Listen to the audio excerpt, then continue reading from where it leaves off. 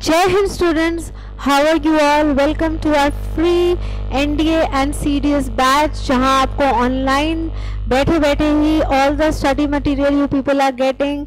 English में हम vocabulary, idioms, grammar सब कुछ कवर कर रहे हैं.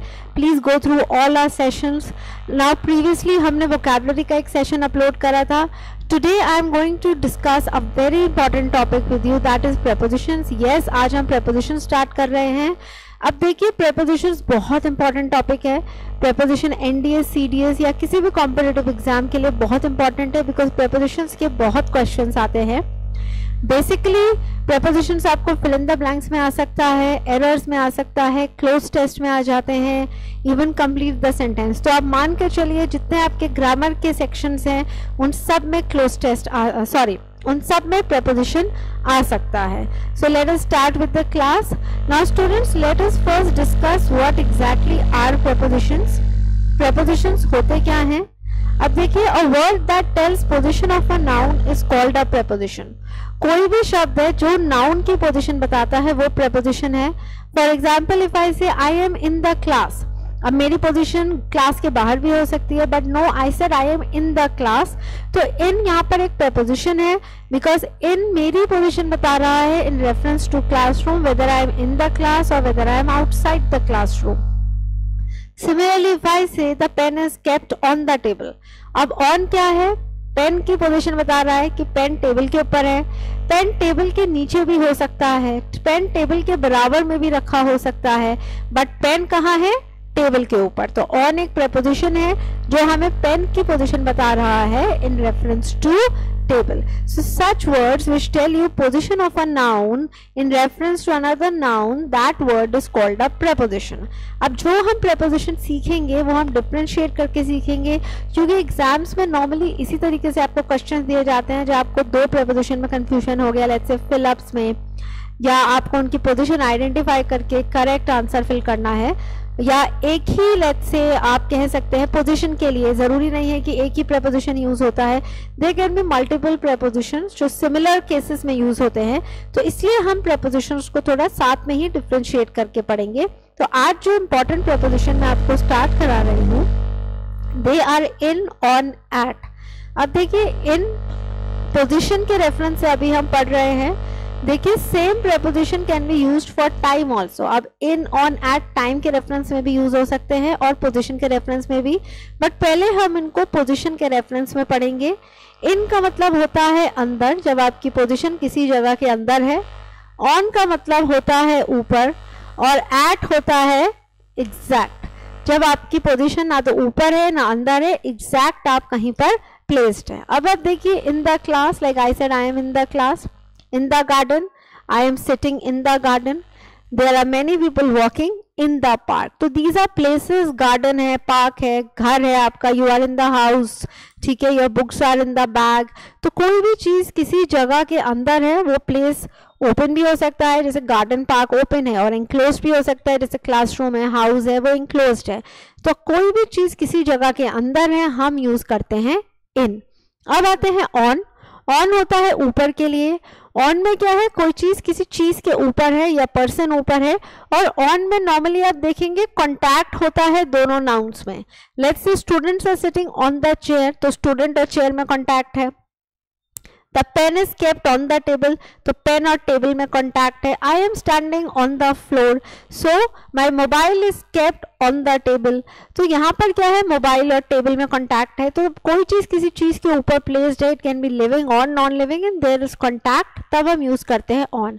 अब आते हैं एट. अब पहले तो अब एट का मतलब समझ लीजिए. एट इज एग्जैक्ट, क्योंकि जब आप इसको टाइम के लिए भी यूज करेंगे हम एग्जैक्ट टाइम के लिए यूज करते हैं. सिमिलरली हम एग्जैक्ट पोजिशन के लिए यूज कर रहे हैं.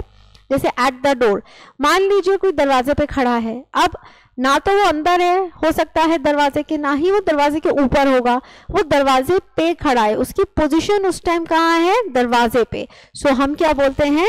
At the door. Similarly platform, हम हमेशा एट द प्लेटफॉर्म बोलते हैं. Even for places like airport, railway station, हम हमेशा एट द रेलवे स्टेशन या एट द एयरपोर्ट बोलते हैं, हम इन द एयरपोर्ट नहीं बोलते. लाइक अगर आप एयरपोर्ट पे हैं तो आप बोलेंगे आई am at the airport. At the crossing, ठीक है. I am waiting for my friend at the crossing. Similarly there can be many more. आप at the reception भी बोल सकते हैं. Like whenever you go to a hotel, आप पे सबसे पहले कहाँ जाते हैं? रिसेप्शन पे. So you go at the reception. Then at the corner भी हो सकता है, कोई चीज़ कॉर्नर पे प्लेस्ड है तो ऑब्वियसली ना वो कॉर्नर के अंदर है ना वो कॉर्नर के ऊपर है, उसकी पोजीशन वहाँ है कि वो कॉर्नर में रखा हुआ है. सो द वास is kept at the corner. तो एट यूज होता है बेसिकली फॉर प्लेसेस जहाँ आप एक जगह पे प्लेस्ड हैं या आपकी पोजीशन उस टाइम वहाँ पर है और नॉर्मली उसमें आप मूवमेंट में नहीं होंगे. अगर आप दरवाजे पे खड़े हैं obviously so you not moving, because अगर आप मूव करेंगे तो फिर आपकी एग्जैक्ट पोजीशन कैसे पता चलेगी. सो in means अंदर, like you are in the class, you are in your house right now. On is ऊपर, the books are kept on the study table. And at होता है exact position के लिए. someone is knocking at the door or someone is waiting for me at the railway station, someone is standing at the door. इस तरीके के sentences. तो this is just a basic difference I have told you, जहाँ हम in on at को position place के लिए use करते हैं. अब आते हैं इनके डिफरेंसेस में. अब डिफरेंस करते हैं इन द चेयर और ऑन द चेयर. अब देखिए नॉर्मली जब आप चेयर के ऊपर बैठे होते हैं हम क्या बोलते हैं? On the chair. Like students are sitting on the chair. अब एक फ्रेज इन द चेयर भी होता है विच इज वेरी इंपॉर्टेंट. अब इसका यूसेज समझते हैं. इन द चेयर कहाँ यूज होता है?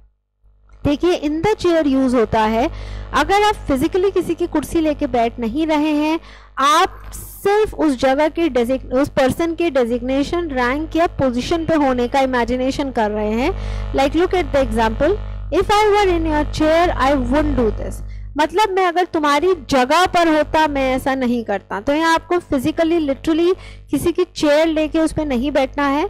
आप सिर्फ ये कह रहे हैं अगर मैं तुम्हारी जगह पर होता, मान लो अगर आप इमेजिन करो काश मैं टीचर की जगह पर होता तो मैं स्टूडेंट्स को ऑफ दे देता.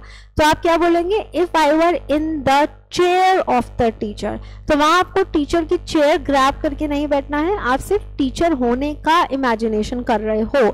सो to be in someone's chair का मतलब होता है किसी की पोजीशन लेना, किसी के डेजिग्नेशन पर आना. Similarly, there is one more phrase like this, to be in someone's shoes. To be in someone's shoes का भी यही मतलब है आपने किसी पर्सन की रिस्पॉन्सिबिलिटी ली है. अब मान लीजिए हेड ऑफ द फैमिली है, हेड ऑफ द फैमिली की जगह अब आपने ले ली है. So you have stepped into someone's shoes. मतलब अब आप उनका रोल प्ले करेंगे. ये नहीं है कि आपने लिटरली उनके जूते पहन लिए हैं. इसका मतलब है you are in someone's place. So to be at someone's position भी हो सकता है, to be in someone's chair, to be in someone's shoes, to be in someone's place. Basically to be in place of someone. Okay, there is one more usage of in the chair which is not mentioned here. I'll just tell you. अब आपने देखी होंगी हमारे जो grand parents होते थे पुराने time में, they used to be those big comfortable chairs जिनमें प्रॉपर आर्म रेस्ट और बैक रेस्ट होते थे. तो जब आप उन चेयर्स में बोलते हैं तब भी हम इन द चेयर यूज कर सकते हैं. So in the chair can also be used for big chairs. Okay, big chairs which have those big arm rest and back rest. So on the chair होता है फिजिकली जब आप एक कुर्सी पे बैठे हैं, और in the chair होते हैं जब आप किसी के डेजिग्नेशन, रैंक या पोजीशन पर हो, आप उसकी कुर्सी पर नहीं बैठे हो. सिमिलरली इन समवन्स शूज भी बोलते हैं, to be in someone's place या पोजीशन भी बोल सकते हैं. और in to be in chair एक और जगह यूज होता है फॉर दोज बिग चेयर्स जिनमें बड़े बड़े आर्म रेस्ट और बैक रेस्ट होते हैं, आप कंफर्टेबली उनमें बैठ सकते हैं. उनके लिए भी हम बोलते हैं, उन चेयर्स के लिए आप बोल सकते हो I am sitting in the chair, ना कि ऑन द चेयर. तो this is a very important question. ये आपसे फिलअप में भी पूछा जा सकता है, प्लस एरर्स में भी आ सकता है. Alright, let's move to the next one. At and in reference to place. अब देखिए at नॉर्मली स्मॉल प्लेसेस के लिए यूज होता है और in नॉर्मली बिग प्लेसेस के लिए यूज होता है.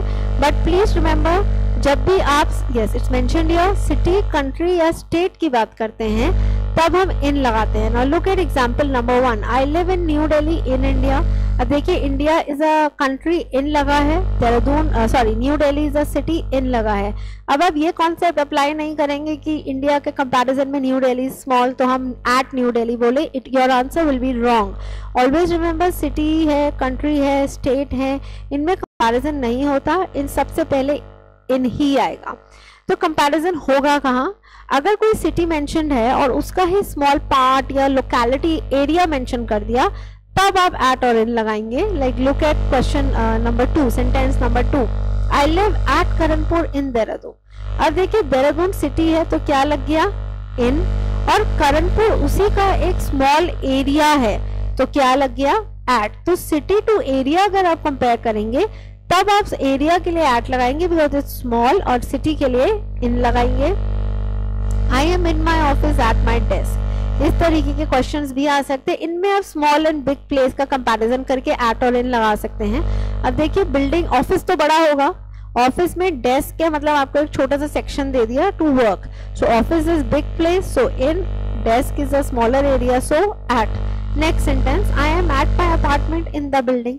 अगेन बिल्डिंग बड़ा है तो बिल्डिंग से पहले इन, अपार्टमेंट्स तो बहुत सारे हैं तो apartment is a smaller section in the building, तो उसके लिए लग गया एट। सो प्लीज रिमेंबर वो city, country, states we always use in, इनमें कोई कंपैरिजन नहीं है। बट अगर एक सिटी का स्मॉल एरिया या किसी भी प्लेस का एक स्मॉल सेक्शन मेंशन्ड है जैसे ऑफिस और डेस्क, बिल्डिंग एंड अपार्टमेंट, तब आप एट और इन लगा सकते हो। This is also very very important point. अब आप देख लीजिए कैसे हमारे जो प्रीपोजिशंस हैं वो मूव करते रहते हैं according to your sentence. Let us move to the next point, reach and arrive. Now see reach and arrive are verbs. इनका एक बहुत इंपॉर्टेंट पॉइंट आपको ध्यान रखना है। रीच के बाद अगर कोई प्लेस मेंशन्ड है, रीच इज पहुंचना, अराइव इज ऑल्सो पहुंचना। रीच के बाद अगर कोई प्लेस मेंशन्ड है we never use a preposition, और अगर अराइव के बाद कोई प्लेस मेंशन्ड है तब आप इन और एट लगा सकते हो depending on that place. Now look at the examples. I reached at the airport. देखिए ये बिल्कुल गलत है। Airport is a place, so you will not use at. It's incorrect. Correct sentence is I reached the airport. Basically, we don't need any preposition. तो जब आप reach के बाद place लगा रहे हो, don't use at in to, कोई preposition मत लगाइए। लेकिन अगर आपने कहा I reached at the institute तो गलत है। I reached the institute. I reached to Dehradun गलत है। I reached Dehradun. Similarly, arrive के बाद अगर आप place use कर रहे हैं तब आप at और in लगा सकते हैं। I arrived at the airport, correct? Okay. I arrived in Dehradun last night. Dehradun city है तो मैंने इसलिए in लगा दिया arrive के बाद. That is correct because Dehradun is a place. So arrive के बाद अगर आप place use कर रहे हैं तो आप accordingly at और in लगा सकते हैं. But अगर आप reach के बाद place use कर रहे हैं then don't use at in to. कोई भी preposition नहीं आता है. Now look at the last sentence. Get on the bus. This is also a very good sentence. I just want to explain you the meaning. Gate on the bus का मतलब होता है बस पे चढ़ना। जो भी हमारे पब्लिक ट्रांसपोर्ट होते हैं जैसे बस है, ट्रेन है, प्लेन है, उन पे बेसिकली चढ़ने के लिए टू स्टेप, जब आप कभी भी ट्रेन में या बस में एंटर करेंगे एक दो स्टेप्स होते हैं, राइट, सीढ़ी होती है, तो इसलिए हम हमेशा बोलते हैं get on the bus. Get on the bus का मतलब होता है step on the bus, basically step on to the bus. So जब आप किसी व्हीकल में चढ़ रहे हैं उसके लिए हम बोलते हैं get on. So I just thought it's an important one, so that's why I have discussed with you. Position का ये भी एक इम्पॉर्टेंट पॉइंट है। So today now you have also started difference between reach and arrive, place के लिए कहाँ preposition होगा नहीं होगा, and meaning of get on. Now the next, mode of transport. देखिए this is very very important. Mode of transport के लिए हम बाय यूज करते हैं नॉर्मली। जैसे आप कहीं गाड़ी से आए, so you can say I came here by car. आप बस से आए, सो I came here by bus. आप train, by air, by ship, by sea बोलते हैं, जैसे भी आप आ रहे हैं। और पैदल चलने को बोलते हैं on foot. Now this one is the most important out of all, क्योंकि ये आपको अगेन फिलअप में एरर में आ सकता है। पहले आया भी हुआ है, जैसे बाय फुट दे सकते हैं तो गलत है, बाय फुट नहीं होता, ऑन फुट होता है। तो प्लीज लर्न इट। पैदल चलने को हम ऑन फुट कहते हैं। मान लीजिए मैं इंस्टीट्यूट गाड़ी से आई हूँ, सो I can say I come by car. मैं आपको सिर्फ अपना मोड ऑफ ट्रांसपोर्ट बता रही हूँ, I come here everyday by car. या आप कहीं जाते हैं, आप पैदल जाते हैं, तो आप बोल सकते हैं I go to my college on foot, that is पैदल। या आप मान लीजिए आप न्यू दिल्ली गए, आप ट्रेन से गए, so I went to New Delhi by train. तो जिस तरीके से आप जा रहे हैं, जो भी आप साधन ले रहे हैं जाने का, उसके लिए हम बाय लगाते हैं। बट पैदल चलने के लिए हम बाय नहीं लगाते, हम ऑन फुट बोलते हैं। अब देखिए टू व्हीलर्स के लिए there is one important point to be discussed. हम बाय बाइक, ऑन बाइक या बाय बाइसिकल बोल सकते हैं। नॉर्मली अगर आप कहीं टू व्हीलर से आ जा रहे हैं तो आप बाय यूज कर सकते हैं। मान लीजिए अपनी बाइसिकल पे गए मार्केट, तो आप बोल सकते हैं I went to the market by my bicycle, या आप बाइक पे गए I went to the market by bike, तो आप बाइक बोल सकते हैं। But there is a case जहां पर आप इनके लिए ऑन भी लगा सकते हैं, तो वो स्टडी करते हैं। अब आप सेंटेंस देखिए, you will understand the difference. I came by bicycle, यहाँ सिर्फ आपका मोड ऑफ ट्रांसपोर्ट है, बेसिकली आपके मेथड में फोकस है कि आप आए कैसे हैं। आप बाइसिकल से आए हो, आपने सिर्फ तरीका बताया है आने का, तो आपने कहा by bicycle. Next sentence, he sat on his bicycle and rode away, वो अपनी बाइसिकल पे बैठा और निकल गया। तो सैट ऑन, तो बेसिकली जब आप बाइक पे बैठ रहे हो, किसी भी टू व्हीलर पे बैठ रहे हो, बाइसिकल है, बाइक है, स्कूटर है, उस पर बैठने के लिए हम ऑन लगा सकते हैं। बट अगर आप तरीका बता रहे हो कि आप आए अपने टू व्हीलर से हो, तो आप बाय ही लगाओगे।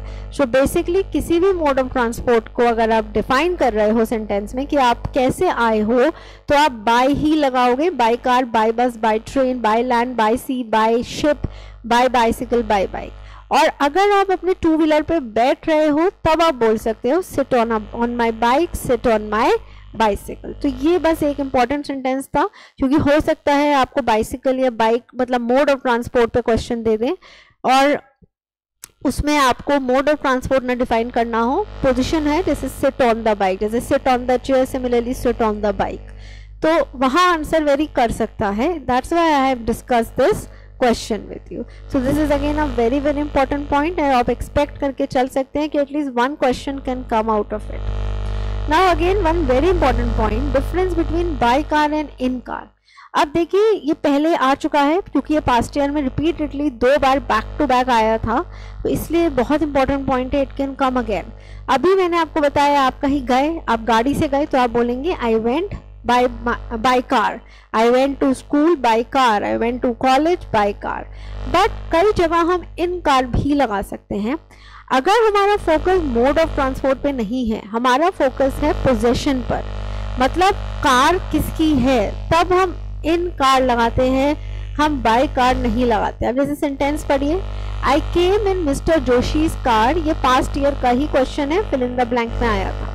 अब यहाँ पे फोकस ये नहीं है कि आप गाड़ी से आए हो कि बाइसिकल पे आए हो कि कैसे आए हो, यहाँ फोकस है किसकी गाड़ी में आए हो। I came here in mister Joshi's car. तो जब फोकस है कार पे, मोड ऑफ ट्रांसपोर्ट पे, आप बाय लगाएंगे, और जब फोकस है कि किसकी गाड़ी में आए हो, तब आप इन लगाएंगे। Let's say if I say my car was punctured, so I came in my neighbour's car, तो वहाँ मोड ऑफ ट्रांसपोर्ट पे फोकस नहीं है, that how have you come. The question is in whose car have you come, तो आपने answer दिया आई came in my neighbour's car. सो जब focus होता है मोड ऑफ ट्रांसपोर्ट पे, आप बाय लगाएंगे, बट जब फोकस होता है कि आप किसकी गाड़ी में आए हैं, तो इन लगता है। This is also a very very important point to be remembered. So students, today I have discussed some very important points with you in, on, at के। इन मतलब अंदर, ऑन मतलब ऊपर, at is exact, in the chair, on the chair का difference करा है, in car, by car का करा है, on bicycle, in by bicycle हमने डिफरेंसेस कराए, और एट और in for big and small areas हमने डिस्कस करा है। So these are very important points, you can expect few questions out of these. In the next class will be discussing same prepositions in और eight, but अब हम इनको place के reference में study नहीं करेंगे, अब हम इनको टाइम के रेफरेंस में ये कैसे यूज होते हैं वो सीखेंगे। आपको कोई भी डाउट है आप प्लीज लिखिए मुझे कमेंट सेक्शन में, I will get back to you. Try to make as many sentences as you can, try to solve as many questions as you can, because it's really going to help you. Okay, so I'll see you in the next class. Thank you so much. Jai Hind, take care.